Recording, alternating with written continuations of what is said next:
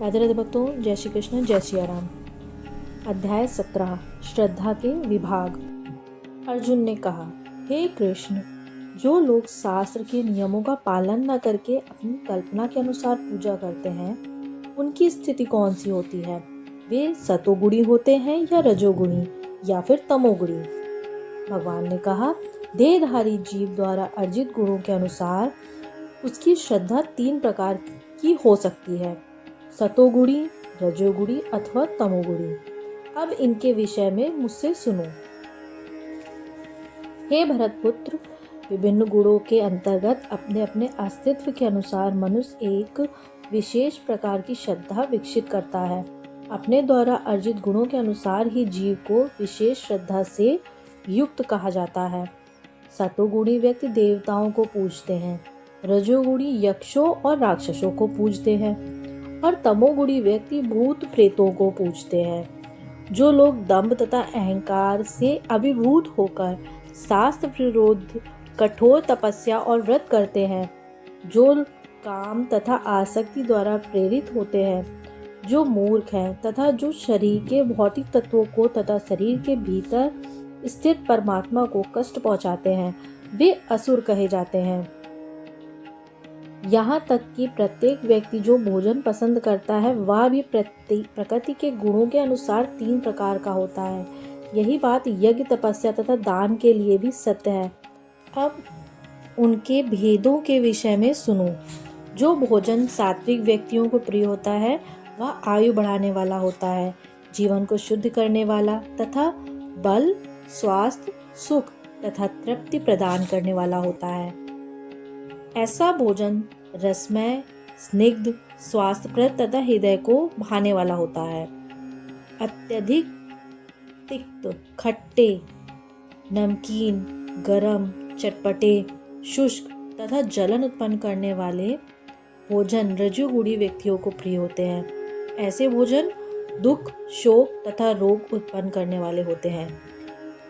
खाने के 3 घंटे पूर्व पकाया गया, स्वादहीन, वियोजित, सड़ा हुआ, झूठा तथा अस्पृश्य वस्तुओं से युक्त भोजन उन लोगों को प्रिय होता है जो तामसी होते हैं। यज्ञों में वही यज्ञ सात्विक होता है जो शास्त्र के नियमानुसार कर्तव्य समझकर उन लोगों के द्वारा किया जाता है। लेकिन हे भरत श्रेष्ठ, जो यज्ञ किसी भौतिक लाभ के लिए या गर्ववश किया जाता है उसे तुम राजसी जानो। जो यज्ञ शास्त्र के निर्देशों की अवहेलना करके, प्रसाद वितरण किए बिना, वैदिक मंत्रों का उच्चारण किए बिना, पुरोहितों को दक्षिणा दिए बिना तथा श्रद्धा के बिना संपन्न किया जाता है, वह तामसी माना जाता है।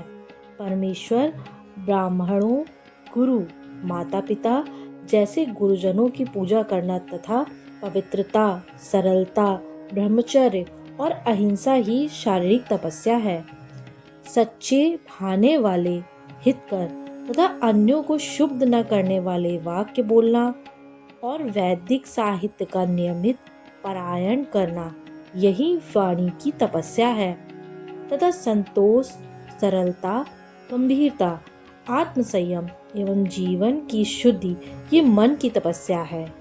भौतिक लाभ की इच्छा न करने वाले तथा केवल परमेश्वर में प्रवृत्त मनुष्य द्वारा दिव्य श्रद्धा से संपन्न यह 3 प्रकार की तपस्या सात्विक तपस्या कहलाती हैं।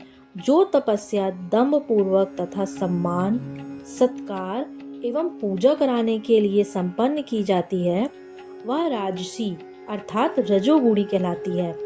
यह ना तो स्थायी होती है न शाश्वत होती है।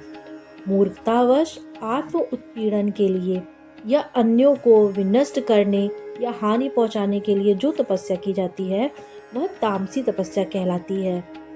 जो दान कर्तव्य समझकर किसी प्रत्युपकार की आशा के बिना समुचित काल तथा स्थान में और योग्य व्यक्ति को दिया जाता है वह सात्विक माना जाता है।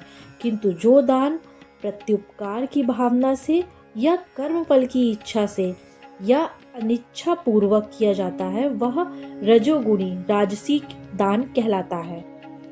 तथा जो दान किसी अपवित्र स्थान में, अनुचित समय में किसी अयोग्य व्यक्ति को यह बिना समुचित ध्यान तथा आदर से दिया जाता है वह तामसी कहलाता है। षष्ठ के आदिकाल से ओम तत्सत ये 3 शब्द परब्रह्म को सूचित करने के लिए प्रयुक्त किए जाते रहे हैं। ये तीनों सांकेतिक अभिव्यक्तियां ब्राह्मणों द्वारा वैदिक मंत्रों का उच्चारण करते समय तथा ब्रह्म को संतुष्ट करने के लिए यज्ञों के समय प्रयुक्त होती है।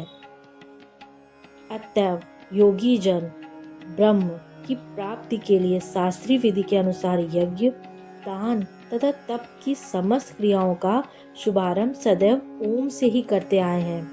मनुष्य को चाहिए कि कर्म फल की इच्छा किए बिना विविध प्रकार के यज्ञ, तप तथा दान को तत् शब्द कहकर संपन्न करे। ऐसी दिव्य क्रियाओं का उद्देश्य भवबंधन से मुक्त होना है।